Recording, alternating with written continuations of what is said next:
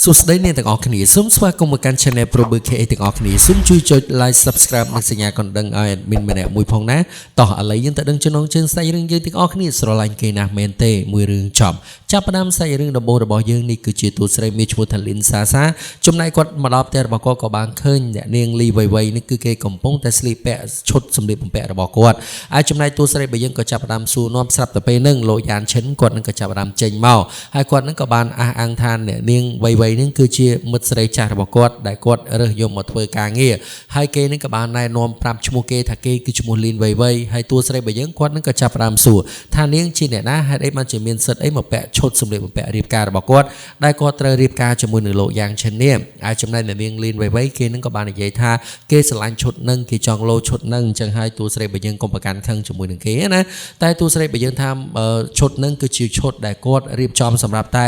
ែខ្លួនគាត់តែម្នាក់គាត់គឺគាត់ត្រូវរៀបការជាមួយនឹងលោកយ៉ានឈិននេះគឺមានតែឈុតដែលគាត់ខំសម្រាប់សម្រាំងចេញមកពីស្នាដៃរបស់គាត់តែមួយមុខគាត់ណាហើយគាត់ក៏ចាប់អារម្មណ៍ខឹងជាមួយនឹងតួស្រីរបស់យើងថាតួស្រីរបស់យើងគ្រាន់តែគេលោឈុតតិចតួចប៉ុណ្ណឹងហើយដែលបានជាតួស្រីរបស់យើងនេះខឹងជាមួយនឹងគេដល់ថ្នាក់នឹងធ្វើអីគ្រាន់តែអ្នកនាងវៃនេះលោឈុតតិចតួចសោះណាតួស្រីរបស់យើងថាគាត់ខំធ្វើអស់ពីសមត្ថអស់ពីចិត្តអស់ពីកាយរបស់គាត់ហើយដែលបានជាឈុតរបស់គាត់ត្រូវទៅគេទៅពាក់វិញអីចឹងណាអ្នកនាងវៃគេចាប់អារម្មណ៍គេថាគេសុំទោសគេអត់ដឹងថាឈុតនឹងគឺជាឈុតរបស់តួស្រីរបស់យើងដែលខំរៀបចំសម្រាប់សម្រាងផ្ទាល់ដៃរបស់ខ្លួនត្រូវរៀបការជាមួយនឹងលោកឈិនហើយគេក៏បាននិយាយថាដោយសារតែគេមិនបានរៀបការជាមួយនឹងមនុស្សប្រុសផ្សេងគេត្រូវបំពេញបំណងគេនឹងគេត្រូវរៀបការជាមួយនឹងលោកឈិនអីចឹងណាតួស្រីរបស់យើងក៏តែមួយកំភ្លៀងហើយគាត់ថាហេតុអីបានជានាងនិយាយដល់ថ្នាក់ហ្នឹងនាងដឹងថាគាត់នឹងគឺជាអ្នកណាអត់គាត់គឺជាអនាគតស្វាមីរបស់ខ្ញុំណាប៉ុន្តែលោកឈិនគឺគេមិនបានកាន់ជើងទៅលើតួស្រីទេគឺស្ដីបន្ទោសទៅឲ្យតួស្រីរបស់យើងនេះបន្ថែមថាតួស្រីរបស់យើងនេះមកបង្កបញ្ហាមករោរឿងអីចឹងទៅតួស្រីរបស់យើងក៏លេចទៅលើក្រេនេះក៏ឃើញថាក្រេគាត់កំពុងតែរៀបចំត្រូវរៀបការជាមួយនឹងលោកឈិនត្រូវផ្សំតំណែងជាមួយនឹងគ្នានេះ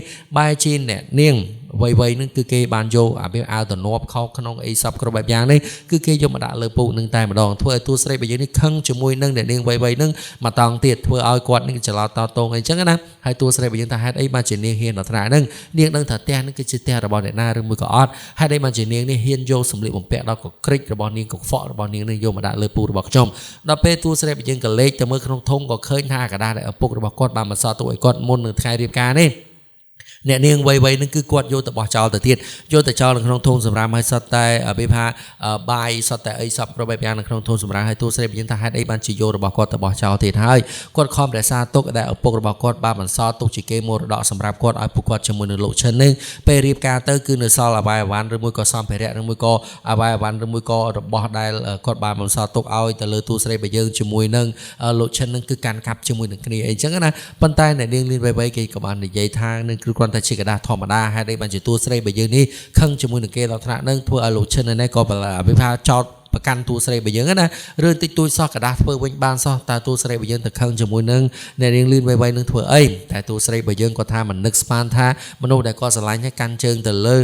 អ្នកនាងលីនវៃដល់ថ្នាក់ហ្នឹងហើយក៏ចាប់ដើមបតែបតបគ្នារុញតួស្រីផងអីផងតួស្រីគាត់ខឹងខ្លាំងណាទៅធ្វើឲ្យលោកឈិននេះនាំអ្នកនាងវៃនឹងចេញទៅខាងក្រៅទៅហើយចំណែកតួស្រីរបស់យើងក៏បានទេទៅប្រាប់កូនចៅរបស់គាត់ដើម្បីឲ្យរៀបចំផែនការជាមួយនឹងគាត់មួយហើយតួស្រីរបស់យើងក៏បានមកប្រជុំជាមួយនឹងកូនចៅរបស់គាត់ថាលោកឈិននឹងនៅក្នុងក្រុមហ៊ុននឹងតើមានបានយកផលប្រយោជន៍អីខ្លះយកអីវ៉ាន់យកលុយរបស់គាត់អីខ្លះដើម្បីចាយទៅលើអ្នកនាងវៃហើយគាត់នឹងក៏បានរាយរាប់ប្រាប់ទៅនៅក្នុងនោះថាលោកឈិននឹងគឺចំណាយច្រើនណាស់អីណាអញ្ចឹងណាហើយតួស្រីរបស់យើងក៏បានសម័យអំពីរឿងដែលគាត់លោកឈិននេះសូមរៀបការជាមួយនឹងគាត់តែគាត់ចុងក្រោយបាយជីមឆ្អែតចិត្តដោយសារតែលោកឈិននេះកាន់ជើងទៅលើសង្សារចាស់របស់គាត់នឹងឯងហើយតួស្រីរបស់យើងកំពុងតែជិះឡានត្រឡប់ទៅផ្ទះនេះកូនចៅរបស់គាត់ក៏បានឲ្យមើលកាមេរ៉ាហើយគាត់នឹងក៏បានឃើញថាលោកឈិនជាមួយនឹងអ្នកនាងវៃនេះគឺគេកំពុងតែរៀបចំកម្មវិធីនៅក្នុងផ្ទះរបស់គេជប់លៀងជាមួយមិត្តភ័ក្តិរបស់គេមកផឹកស៊ីហើយអួតអាងថាគេនឹងទៅទៀតគេនឹងរៀបការជាមួយនឹងអ្នកនាងវៃគេមិនរៀបការជាមួយនឹងតួស្រីរបស់យើងនេះទេតួស្រីរបស់យើងមិនស័ក្តិសមជាមួយនឹងគេទេហើយអ្នកនាងវៃគេនឹងក៏ចាប់ផ្ដើមសប្បាយចិត្តឬតែលោកឈិននិយាយបែបហ្នឹងណាហើយគេនឹងក៏ចាប់ផ្ដើមឌឺដងអភិបាលពាក្យសម្ដីថាតួស្រីរបស់យើងនេះជាមនុស្សគ្មានបានការអីចឹងទៅប៉ុន្តែពួកគាត់ទាំងអស់គ្នានឹងគឺគាត់អត់ទាន់ដឹងទេណាថាតួស្រីរបស់យើងគឺជាម្ចាស់ប្រធានក្រុមហ៊ុនដែលលោកឈិនកំពុងតែធ្វើការរាល់ថ្ងៃនេះគឺតួស្រីរបស់យើងបានលាក់ប្រវត្តិរបស់គាត់ចឹងហើយគាត់មិនចង់ឲ្យអ្នកណាដឹងទេស្រាប់តែពេលហ្នឹងវត្តមានរបស់តួស្រីរបស់យើងក៏ចាប់ផ្ដើមចូលមកឃើញថាគូដណ្ដឹងរបស់គាត់នេះគឺកំពុងតែថើបគ្នាជាមួយនឹងអ្នកនាងវៃគាត់ជាតួស្រីរបស់យើងនេះគាត់ក៏មិនសូវចិត្តដែរអញ្ចឹងហើយគាត់ក៏ចាប់ផ្ដើមចូលទៅរោរឿងទៅលើលោកឈិនជាមួយនឹងអ្នកនាងវៃណា ហើយទូស្រីបើយើងថាហេតុអីបានជានាំមិត្តភ័ក្តិរញ៉េរញ៉ៃមកបង្កកម្មវិធីមកបង្កមកបរិហាធ្វើឲ្យអួលអាប់នៅក្នុងផ្ទះរបស់គាត់អញ្ចឹងនេះគឺជាថ្ងៃជិតដល់2ថ្ងៃទៀតគឺគាត់រៀបការជាមួយនឹងលោកឈិនណាតែលោកឈិននឹងគឺគេមកបង្កបញ្ហាសពគ្រប់បែបយ៉ាងតែម្ដងតាំងពីយកស្រីមកយកមិត្តភ័ក្តិរបស់គេមកផឹកស្រាយកអីសពគ្រប់បែបយ៉ាងកាដូដែលទូស្រីបើយើងរៀបចំទុកសម្រាប់ភ្ញៀវអ្នកនាងវ័យនឹងគឺគេយកទៅប្រើប្រាស់យកទៅលេងយកទៅបោះចោលយកទៅអីសពគ្រប់បែបយ៉ាងធ្វើឲ្យទូស្រីបើយើងណាគឺគាត់ខឹងតើស្រីណាមិនខឹងពេលដែលឃើញថាមនុស្សដែលខ្លួនចិត្តរៀបការជាមួយនេះបែរជាទៅកាន់ជើងទៅលើនារីម្នាក់ដែលគាត់មិនដែលស្គាល់ប្រវត្តិសោះហើយគាត់នឹងគឺខឹងខ្លាំងមែនទែនយកអ្នកនាងវ័យនឹងយកមកនៅក្នុងផ្ទះរបស់គាត់ទៀតណាហើយគាត់នឹងក៏ចាប់ផ្ដើមថាធ្វើបែករូបថតគាត់អីចឹងទៅទូស្រីបើយើងនេះក៏គប់អ្នកនាងវ័យនេះមករូបថតហើយពួកគាត់នឹងក៏ចាប់ផ្ដើមជូនអ្នកនាងវ័យនេះទៅមន្ទីរពេទ្យអីចឹងទៅដោយសារតែបែកក្បាលណាទូស្រីបើយើងគឺគាត់ក៏ត្រូវលោកឈិននេះស្ដីបន្ទោសថាគ្រាន់តែរឿងតិចតួចសោះតែទូស្រីបើយើងនេះមិនព្រមលើកលែងទោសមិនព្រមអីដែរអញ្ចឹងទៅទូស្រីបើយើងគាត់ខឹងមែនណាហើយចំណែកកូនចៅរបស់គាត់នេះក៏បានចូលមកថាឲ្យគាត់នេះកាត់ចោលពីទំនាក់ទំនងជាមួយនឹងលោកឈិនឬមួយក៏អត់តែទូស្រីបើយើងថាមិនបាច់ទេចាំគាត់រៀបចំផែនការនឹងខ្លួនឯងព្រឹកឡើងគឺជាថ្ងៃរៀបការហើយទូស្រីបើយើងនេះក៏ចាប់ផ្ដើមចូលមកតែទូស្រីបើយើងគឺគាត់ត្រូវលោកឈិននេះបាននិយាយជាមួយនឹងទូស្រីបើយើងថាគាត់សូមរៀបការជាមួយនឹងនាងវ័យសិនដោយសារតែគាត់បំពេញបំណងពាក្យសង្សារចាស់ជាមួយនឹងគ្នាសិនអញ្ចឹងណាអញ្ចឹងហើយចាំទូស្រីបើយើងនេះរៀបការក្រោយជាមួយនឹងគាត់ទៅពេលដែលគាត់លេងលេះជាមួយនឹងនាងវ័យហើយគឺគាត់រៀបការជាមួយនឹងទូស្រីបើយើងហើយទូស្រីបើយើងថាមិនអីទេបើសិនជាចង់ធ្វើអញ្ចឹងហើយក៏ធ្វើទៅប៉ុន្តែទូស្រីបើយើងគឺគាត់មានគម្រោងការដែលត្រូវចាត់ការទៅលើលោកឈិននឹងឯងដើម្បីបំបាក់ទៅលើលោកឈិនកុំឲ្យលោកឈិននេះចេះតែមានមុខមានមាត់មកបង្កបញ្ហាជាមួយនឹងគាត់ទៀតណាទូស្រីបើយើងគាត់នឹងចាប់ផ្ដើមចាត់ការហើយគាត់នឹងក៏ចាប់ផ្ដើមចូលរៀបចំកម្មវិធីមង្គលការជាមួយនឹងគ្នាហើយចំណែកអ្នកចូលរួមកម្មវិធីគេថាហេតុអីមកជាខុសរូបកូនកំមុំទៅវិញខុសឈ្មោះខុសទាំងអីទូស្រីបើយើងគាត់នឹងក៏ចាប់ផ្ដើមនិយាយថាគាត់អត់ចង់រៀបការជាមួយនឹងលោកឈិននឹងទេទៅគាត់ឲ្យអ្នកនាងវ័យនេះរៀបការជំនួសអីចឹងទៅហើយអ្នកដែលចូលរួមក្នុងកម្មវិធីគេនឹងគាត់បានបើប្រកាន់ខឹងអីដែរហើយគេនឹងក៏ចាប់ផ្ដើមអបអរសាទរទៅលោកឈិនជាមួយនឹងនាងវ័យដែលបានរៀបការជាមួយនឹងគ្នាអីចឹងទៅហើយគេនឹងក៏ចាប់ផ្ដើមប្រកាសថាគេស្មោះស្ម័គ្រជាមួយតែនាងវ័យគេមិនចង់បែកបាក់ពីនាងវ័យឲ្យមហាជននឹងបានឃើញណាហើយនាងវ័យគេនឹងក៏បានហៅទូស្រីបើយើងនេះឲ្យឡើងមកខាងលើដើម្បីយកចិញ្ចៀនមកឲ្យគេដើម្បីឲ្យគេពាក់ចិញ្ចៀនរៀបការជាមួយនឹងលោកឈិននឹងឯងហើយទូស្រីបើយើងក៏ចាប់ផ្ដើមឡើងយកចិញ្ចៀនមកឲ្យហើយទូស្រីបើយើងគឺគាត់ខឹងណាចឹងហើយគាត់នឹងក៏ចាប់ផ្ដើមនិយាយទៅប្រាប់មហាជនទាំងអស់តែម្ដងហើយនាងវ័យនេះឆ្លៀតដងតដាក់ទូស្រីយើងទៀតថាហ្នឹងហើយលទ្ធផលចុងក្រោយដែលទូស្រីបើយើងចង់ឈ្នះគេចុងក្រោយគឺមិនបានអីដូចជាគេទេគេមករៀបការរៀបអីទូស្រីបើយើងក៏ទះមួយកំភ្លៀងអីចឹងទៅដែលមកឌឺដងដាក់គាត់នេះហើយគាត់នេះក៏ចាប់ដើមនិយាយថាគាត់សម្រាប់លោកឈិនគឺត្រឹមតែជាសម្រាប់តែប៉ុណ្ណោះចឹងហើយកុំឲ្យមកពាក់ព័ន្ធជាមួយនឹងសម្រាប់គាត់មិនត្រូវការមនុស្សសម្រាប់ដូចជាលោកឈិនមកពាក់ព័ន្ធជាមួយនឹងគាត់នោះទេចឹងហើយឲ្យចេញទៅឆ្ងាយទៅហើយគាត់នេះក៏ចាប់ដើមខឹងជាមួយនឹងទូស្រីបើយើងដែលនិយាយឌឺដងតដាក់គេអីចឹងណាលោកឈិនក៏ចាប់ដើមស្ដីបន្ទោសទៅឲ្យទូស្រីបើយើងថាទូស្រីបើយើងនេះហេតុអីបានជាប្រហើនដល់ថ្នាក់ហ្នឹងហើយនេះបានជាទូស្រីបើយើងនេះហ៊ាននិយាយអះអាងដល់ថ្នាក់ហ្នឹងធ្វើឲ្យគេនេះក៏ចាប់ដើមខឹងជាមួយនឹងទូស្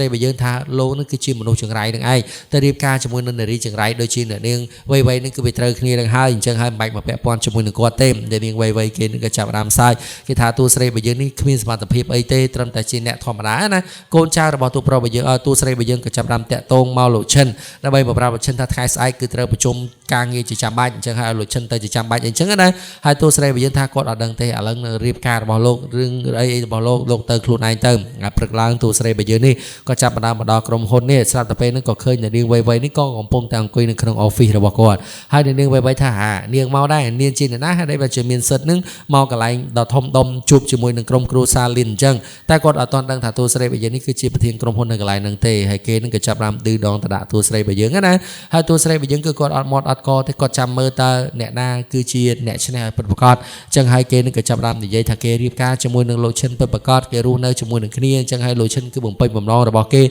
មិនដូចជាទូស្រីបើយើងនេះរស់នៅជាមួយនឹងគ្នា 3-4 ឆ្នាំហើយប៉ុន្តែគ្មានការបំពេញបំណងពីលោកឈិនអីចឹងណាតែទូស្រីបើយើងវិញក៏បានតបតថាគាត់អត់បានស្រឡាញ់ទៅលើលោកឈិនទេអ្នកណាចង់យកសម្រាមពីគាត់គឺយកទៅគាត់អត់បានខ្វាយខ្វល់ទេអញ្ចឹងហើយអ្នកណាស្រឡាញ់គឺអ្នកនឹងទទួលទៅអញ្ចឹងហើយគាត់ក៏អត់មានពាក់ព័ន្ធអីដែរធ្វើឲ្យអ្នកនឹងវ័យនេះវិញគេនឹងក៏ចាប់ផ្ដើមថាហើយដែលជានេះនិយាយបែបហ្នឹងនេះចង់ឌឺដងខ្ញុំមិនមែន ទូស្រីបើយើងគាត់ក៏ថាគាត់អត់ចង់ញ៉ៃទេទូស្រីបើយើងក៏ចាប់បានទៅអង្គុយនៅកន្លែងតុក office នេះគាត់នឹងក៏ចាប់បានថា office នេះស្អាតម្ល៉េះអាចចំណែកតែនាងវៃគេនឹងក៏ចាប់បានថាហេតុអីមិនជានាងនេះទៅអង្គុយកន្លែងតុកមេអញ្ចឹងតើនាងមានសិទ្ធិអីមកអង្គុយនៅកន្លែងហ្នឹងអញ្ចឹងណាទូស្រីបើយើងគាត់នឹងក៏ចាប់បានថាគាត់អត់មានសិទ្ធិអីទេប៉ុន្តែគាត់អាចអង្គុយនៅកន្លែងហ្នឹងបានហើយតែនាងវៃគេនឹងក៏ចាប់បានលើកចិញ្ចៀនរបស់គេឌឺដងទៅដាក់ទូស្រីបើយើងតែទូស្រីបើយើងគឺគាត់មិនបានខ្វាយខ្វល់អីជាមួយនៅនាងវៃនឹងទេហើយនាងវៃគេគិតតែឌឺដងថាទូស្រីបើយើងនេះគ្មានសមត្ថភាពយកលោកឈិនពីគេបានធ្វើឲ្យលោកឈិននេះបាក់ចិត្តបាក់កាយមកលើគេណាអញ្ចឹងហើយទូស្រីបើយើងគាត់នឹងក៏បាននិយាយថាអ្នកណាទទួលអ្នកនឹងយកទៅគឺគាត់អត់បានខ្វាយខ្វល់អីទេអ្នកណាចង់បានអ្នកនឹងជាអ្នកយកចុះហើយចំណែកទូស្រីបើយើងក៏បានឲ្យកូនចៅរបស់គាត់នេះដេញអ្នកនាងវៃនេះចេញពី office ហើយចំណែកនាងវៃថានាងគឺជាអ្នកណាហើយដែលបានជានាងហ៊ានដេញខ្ញុំចេញពីកន្លែងហ្នឹងនាងគួរតែចេញពីកន្លែងហ្នឹងទៅត្រូវនាងមិនមែនមានសិទ្ធិអីណានាងមិនមែនជាកូនក្រុមគ្រួសារលីននាងមានសិទ្ធិអីមកដេញខ្ញុំចាប់តែពេលហ្នឹងលោកឈិនគេនឹងក៏ចាប់អារម្មណ៍ចូលមកលោកឈិនគេនិយាយថាហេតុអីបានជានាងដេញអ្នកនាងវៃនឹងចេញហើយខ្ញុំបានប្រាប់តានាងឯតាថាខ្ញុំរៀបការជាមួយនឹងអ្នកនាងវៃគឺគ្រាន់តែជារៀបការคล้ายៗតែប៉ុណ្ណោះប៉ុន្តែគាត់នឹងក៏បាននិយាយថាគាត់អាចបានចង់ដឹងរឿងរៀបការរបស់អ្នកទាំងពីររឿងផ្ទៃខ្ទងរបស់អ្នកទាំងពីរទេប៉ុន្តែគាត់ឲ្យអ្នកទាំងពីរនោះចេញពីកន្លែងរបស់គាត់ទៅគុំមកពាក់ព័ន្ធជាមួយនឹងគាត់ហើយចំណែកលោកឈិនគេនឹងក៏បាននិយាយថាគេត្រូវមកជួបជាមួយនឹងម្ចាស់ភាគហ៊ុនអញ្ចឹងហើយគេត្រូវមកកន្លែងហ្នឹងតើទូស្រីបើយើងនេះមានសិទ្ធិអីចូលមកកន្លែងហ្នឹងដែរហើយទូស្រីបើយើងនេះគឺជាអ្នកណាហើយដែលបានជាមានសិទ្ធិអីមកអង្គុយនៅកន្លែងអ្នកស្រីលីនអីចឹងណាអាចចំណែកទូស្រីបើយើងថាបន្តិចទៀតនឹងដឹងហើយគាត់នឹងដឹងថាអ្នកណាគឺជាម្ចាស់ office នឹងពិតប្រាកដអីចឹងណាហើយគាត់នឹងក៏ចាប់ផ្ដើមខឹងជាមួយនឹងទូស្រីបើយើងថាទូស្រីបើយើងនេះនិយាយឌឺដងទៅដាក់គេអីចឹងទៅតែទូស្រីបើយើងគឺគាត់និយាយការពិតគាត់ដឹងកុំឲ្យថាចិត្តគាត់ពិតប្រាកដណាថាគាត់គឺជាអ្នកណាថាគាត់គឺមានសមត្ថភាពអីគាត់អាចធ្វើអីបានអីចឹងទៅហើយចំណែកអ្នកទាំងពីរនឹងគេមិនអស់ចិត្តជាមួយនឹងទូស្រីរបស់យើងនឹងគេនឹងក៏ចាប់តាមឌឺដងគេថាតិចទៀតនឹងដឹងហើយលទ្ធផលចុងក្រោយតែទូស្រីរបស់យើងនឹងលូតជង្គង់នៅមុខគេនឹងឯងគេនឹងមិនឲ្យទូស្រីរបស់យើងនេះរួចខ្លួនទេហើយអ្នកនាងវៃគេថាបានឲ្យឈុំនិយាយទៅឥឡូវយើងចាប់តាមទៅប្រជុំតែម្ដងទៅឲ្យទៅជួបជាមួយនឹងម្ចាស់ភាគហ៊ុនធំដែលគេបានដឹងអញ្ចឹងណាហើយចំណែកគេនឹងក៏ថាគេមិនចង់និយាយរងាយជាមួយនឹងទូស្រីរបស់យើងដូចគ្នាអញ្ចឹងហើយទូស្រីរបស់យើងក៏គុំមកបង្កបញ្ហាទូស្រីរបស់យើងក៏ចាប់តាមចូលមកអង្គុយហើយអ្នកលោកឈិនជាមួយនឹងនាងវៃគេនឹងក៏មកអង្គុយឃើញវត្តមានរបស់ទូស្រីរបស់យើងចូលមកដល់ក្នុងតុប្រជុំនឹងគេនឹងក៏ចាប់ដើមឌឺដងទៅដាក់ទូស្រីរបស់យើងនេះទៀតថាទូស្រីរបស់យើងមកទីនេះធ្វើអីទៀតហើយគេហត់មាត់ជាមួយនឹងទូស្រីរបស់យើងមែនទែនគេមិនចង់និយាយជាមួយនឹងទូស្រីទេហើយគេនឹងក៏ចាប់ដើមទាញទូរស័ព្ទតាក់ទងទៅលេខាធំរបស់អ្នកស្រីលីនណាអញ្ចឹងហើយគេនឹងក៏ចាប់ដើមចុចទៅប៉ុន្តែអត់មានអ្នកណាទទួលទេទូស្រីរបស់យើងគាត់នឹងក៏ចាប់ដើមចូលមកអង្គុយថាទូស្រីរបស់យើងនេះមកអង្គុយកន្លែងតុកមេអញ្ចឹងតើទូស្រីរបស់យើងនេះមានសិទ្ធិអីមកអង្គុយនៅកន្លែងហ្នឹងទូស្រីរបស់យើងគឺគាត់មិនទាន់បង្ហាញអីផងធ្វើឲ្យអ្នកទាំងអស់គ្នានឹងគេនឹងក៏ចាប់ដើមភ្ញាក់ផ្អើលតែម្ដងណាទូស្រីបើយើងគាត់នឹងក៏ចាប់ដើមនិយាយថាគាត់គឺជាកូនក្រុមគ្រួសារលីនធ្វើឲ្យលោកឈិននៅនេះវិញគេនឹងក៏ចាប់ដើមច្រឡោតតងជាមួយនឹងទូស្រីហើយទូស្រីបើយើងក៏ទះកំភ្លៀងអ្នកនាងវៃមួយដៃនេះក៏ត្រូវធ្វើឲ្យបាក់កងដៃរបស់គេនេះគេនឹងក៏ចាប់ដើមងើបមកគេខឹងជាមួយនឹងទូស្រីបើយើងថាឲ្យទូស្រីបើយើងនេះសងកងដៃរបស់គេនឹងគឺចំនួន1លានបើមិនសងទេដឹងតែមានបញ្ហាជាមួយនឹងគេហើយទូស្រីបើយើងថាគាត់តែកងដៃ10000 20000នៅតាមផ្លូវសោះហើយអីមកជាមកទាគាត់រហូតដល់1លានអីចឹងណាអាចចំណែកលោកឈិនថាបើសិនជានាងមិនសងកងដៃទៅឲ្យអ្នកនាងវៃទេដឹងតែមានបញ្ហាជាមួយនឹងគាត់ទូស្រីបើយើងថាឥឡូវគាត់អាចសងកងដៃនឹងបានអញ្ចឹងគាត់នឹងសងកងដៃនឹងអីចឹងណាថាគាត់នឹងយកលុយចំនួនលុយសុទ្ធនឹងគឺមិនឲ្យខ្វះសូម្បីតែមួយកាប់ម៉ាស៊ីនទេយកទៅឲ្យអ្នកនាងវៃហ្នឹងតែអ្នកនាងវៃក៏ត្រូវមានធ្នូសងមកលើគាត់ដូចគ្នាដែរអញ្ចឹងណាធ្វើឲ្យលោកឈិននេះក៏ចាប់ដើមភ្ញាក់ផ្អើលដោយសារតែកូនចៅរបស់ទូស្រីបើយើងនេះគឺយកលុយសុទ្ធចំនួន1លាននេះយកមកឲ្យទូស្រីបើយើងឲ្យក៏ភ្ញាក់ផ្អើលពីសមត្ថភាពរបស់ទូស្រីបើយើងណាអ្នកនាងវៃគេនឹងក៏ចាប់ដើមបើកលុយមើលគេថាលុយនឹងគ្រប់ឬមួយក៏មិនគ្រប់លុយខ្លាំងឬមួយក៏លុយពិតទូស្រីបើយើងអត់និយាយហើយអ្នកនាងវៃនេះក៏ចាប់ដើមភ្ញាក់ពីសមត្ថភាពរបស់ទូស្រីប៉ុន្តែគេនៅតែឌឺដងទៅដាក់ទូស្រីបើយើងនឹងឯងគឺគេចង់ឈ្នះទៅលើទូស្រីបើយើងណាលទ្ធផលចុងក្រោយតិចទៀតអ្នកទាំងអស់គ្នានឹងបានដឹងថាអ្នកណាគឺជាមនុស្សអាក្រក់អ្នកណាគឺជាមនុស្សល្អធ្វើឲ្យលោកឈិននៅវិញគេនឹងក៏ចាប់ដើមសួរនាំប៉ុន្តែកូនចៅរបស់ទូប្រុសយើងថាគុំនិយាយជាមួយនឹងគាត់អត់ត្រូវការនិយាយជាមួយនឹងលោកឈិននឹងទេហើយគាត់ទូស្រីយើងក៏បានដេញលើកលុយនឹងចេញទៅហើយគាត់នឹងក៏ចាប់ដើមឌឺដងថាអ្នកស្រីលីនទៅទៀតគាត់នឹងមកហើយហើយដែលជានាងនៅតែឌឺដងនៅតែដាក់នៅចង់ឈ្នះចង់ចាញ់ជាមួយនឹងគេណាទូស្រីយើងគឺគាត់ចាប់ដើមនិយាយតែម្ដងឥឡូវលុយ1លានដែលគាត់ធ្វើបែកកងដៃគឺវាគ្រប់ហើយអញ្ចឹងនៅលុយគាត់ម្ដងឲ្យអ្នកនាង vây nước son lôi quạt chụp luôn mùi rồi liền đại sa thay cái áo bọc quạt đây là niên vây che tận môn nâng cứ là áo bọc quạt chẳng hai áo là niên vây nước son chụp người chật bọc quạt cứ chụp luôn mùi liền doan mùi rồi liền doan tại là niên vây thắm cần tại chế áo từ chu là tam từ trang plơ ra tu sợi bây giờ mà tia lôi kề na đo rọp mơn rọp liền chẳng á hai tay tu sợi bây giờ tha ấy tới ta tia lôi chụp luôn mùi liền luôn bao mình nói qua thế đang tập mi bài hai chụp mùi nâng quạt vừa ai mà đẹp nâng kề nâng có chập làm bạc cái chụp mùi nâng tu sợi bỏ giờ nâng ai hai tu sợi bây giờ cứ quạt có chập làm vậy tha bao sân chim mình son tết đang tập mi bài hai chụp mùi nâng quạt nâng ai hay quạt nâng cái chập làm đỏ cát đại quạt tại tinh cả áo tinh sầm liệp một pẹ rồi bỏ quạt đại miền tầm lai thay cụp cọp bộ đi ao lôi chân mơ ao lôi chân ban đang thả quạt cứ mình men trên này on mình men trên này cro hay quạt cưng cơ co tại tinh nơi cái lai đại miền tầm lai một phật nâng ai hai lối chân này cọp hẹp al piสมาสภีរបស់ទូស្រីបើយើងណាអភិបាលរស់នៅជាមួយនឹងទូស្រីបើយើងគឺគាត់មិនដែលដឹងថាទូស្រីបើយើងនេះគឺជាអ្នកមានគឺជាមហាសេដ្ឋីអីនោះទេទូស្រីបើយើងគឺលក្ខប្រវត្តិរបស់គាត់មិនឲ្យអ្នកណាដឹងសូម្បីតែលោកលីនដែលជាលោកឈិនសំទោសដែលជាគូស្នេហ៍របស់គាត់ដែលរស់នៅជាមួយនឹងគ្នាអស់រយៈពេលជាច្រើនឆ្នាំក៏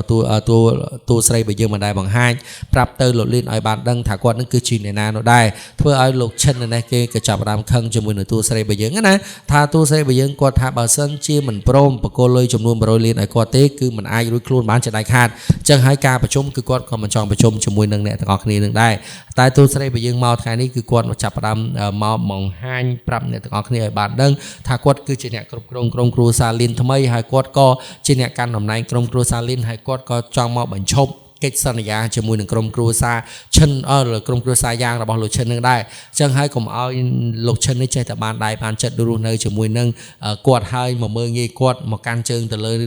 នារីផ្សេងណាតែគាត់ខំជុំជ្រែងសពគ្រប់បែបយ៉ាងដើម្បីឲ្យគាត់មានមុខមានមាត់រាល់ថ្ងៃនេះគឺដោយសារតែវត្តមានរបស់ទូស្រីបើយើងនេះដែរហើយទូស្រីបើយើងគាត់ក៏បង្ហាញពីមហិទ្ធិឫទ្ធិរបស់គាត់យកដំបងវាយឆ្កែនឹងមកវាយអ្នកទាំងពីរនឹងឯងហើយអាចចំណែកលោកឈិនគេមិនបានខ្លាចទៅលើទូស្រីបើយើងនេះទេគេនឹងក៏ចាប់ដើមវាយទៅលើទូស្រីបើយើងហើយកូនចៅរបស់ទូស្រីបើយើងនេះក៏ចូលមកប្រាប់ថាឈប់ឆ្លោះគ្នាឲ្យអង្គុយប្រជុំជាមួយនឹងគ្នាប៉ុន្តែអ្នកនាងវ័យគេមិនអស់ចិត្តគេថាទូស្រីបើយើងជាអ្នកណាហើយបានជាមកអង្គុយຕົកមេຕົកអីអញ្ចឹងណាព្រមទាំងលោកឈិនដូចគ្នាគេនេះក៏ចាប់តាមថាទូស្រីបើយើងល្មមនឹងចេញហើយទូស្រីបើយើងពេលហ្នឹងគឺគាត់លេងຕົកមុខຕົកមាត់ហើយគាត់ក៏ចាប់បង្ហាញពីសមាជិករបស់គាត់ហើយគាត់នេះក៏ចាប់បាននិយាយពីមុខតំណែងរបស់គាត់តែម្ដងនឹងឯងទូស្រីបើយើងគាត់នឹងក៏បាននិយាយថាខ្ញុំគឺជាកូនក្រុមគ្រួសារលីនហើយខ្ញុំក៏ជាអ្នកស្នងតំណែងក្រុមគ្រួសារលីនហើយខ្ញុំក៏ជាអ្នកដែលមកគ្រប់គ្រងនៅកន្លែងនឹងដូចគ្នាអញ្ចឹងហើយអ្នកណាមានសិទ្ធិដេញខ្ញុំចេញពីកន្លែងនឹងគឺក្រុមគ្រួសារលីននឹងផ្ដាច់តំណែងតំណងចោលទាំងអស់តែម្ដងធ្វើឲ្យលោកឈិននេះគេក៏មិនជឿទៅលើសមាជិករបស់ទូស្រីបើយើងនេះដែរថាទូស្រីបើយើងនេះចេះតែកុហកបោកប្រាស់ចេះតែនិយាយផ្ដេសផ្ដាស់អញ្ចឹងណាហើយទូស្រីបើយើងគឺគាត់មិនបាននិយាយព្រៃប្រាទេគាត់នឹងក៏ចាប់តាមទីមីក្រូមកបកាសប្រាប់អ្នកទាំងអស់គ្នាទៅម្ចាស់ពីហ៊ុនផ្សេងៗឲ្យម្ចាស់ពីហ៊ុនផ្សេងៗនេះបានដឹងថាគាត់គឺជាអ្នកគ្រប់គ្រងនៅកន្លែងនឹងពិតប្រាកដធ្វើឲ្យលោកឈិននេះវិញក៏ចាប់តាមភ្ញាក់ផ្អើលតែម្ដងណាហើយគាត់នេះក៏ចាប់តាមមើលពីកិច្ចសន្យារបស់ទូស្រីបើយើងគឺមានឈ្មោះរបស់ទូស្រីបើយើងពិតប្រាកដនៅក្នុងនឹងមែនហើយលោកឈិននេះវិញក៏ចាប់តាមធ្លាក់ខ្លាំងផ្ដុកតែម្ដងហើយក៏ចាប់តាមទៅនិយាយជាមួយនឹងទូស្រីសុំត្រូវរើជានាជាមួយនឹងទូស្រីយើងវិញសុំទូស្រីបើយើងនេះផ្សះផ្សាវិញថាអ្នកនាងវ័យនឹងគឺជាអ្នកនាំរឿងនាំអីចឹងណាហើយគាត់នឹងក៏ចាប់តាមឆ្លោះប្រកបប្រកែកតតេងគ្នាហើយលោកឈិននេះវិញគឺចាប់តាមដេញអ្នកនាងវ័យនឹងចេញពីកន្លែងនឹងហើយអ្នកនាងវ័យថាមកពីលោកឈិនទេមិនមែនមកពីគាត់ទេតែទូស្រីបើយើងគឺគាត់បានហៅប៉ូលីសហៅអីនេះដើម្បីចាប់អូកអ្នកទាំងពីរនឹងឲ្យចេញពីក្រុមហ៊ុនរបស់គាត់កុំមកពាក់ព័ន្ធក្រុមហ៊ុនរបស់គាត់ដោយសារតែគាត់មិនបានសងលុយចំនួន100លានមកឲ្យគាត់អញ្ចឹងត្រូវតែជាប់គុកទាំងពីរអ្នកតែម្ដងនឹងឯងហើយទូស្រីបើយើងក៏កំចាត់អ្នកទាំងពីរនឹងរួចរាល់តាន់ពេលតាន់វេលាទូស្រីបើយើងក៏ចាប់តាមមកប្រកាសពីសមាជិករបស់គាត់ដែលឪពុករបស់គាត់គឺបានឲ្យគាត់ជាអ្នកគ្រប់គ្រងទ្រព្យសម្បត្តិក្រុមគ្រួសារលេនហើយនៅភាគហ៊ុនក្រុមគ្រួសារលេនអញ្ចឹងហើយអ្នកទាំងអស់គ្នានឹងគេនឹងក៏បានយល់ព្រមជាមួយនឹងទូស្រីរឿងយើងនេះក៏ចប់តែត្រឹមនឹងដូចគ្នាដែរ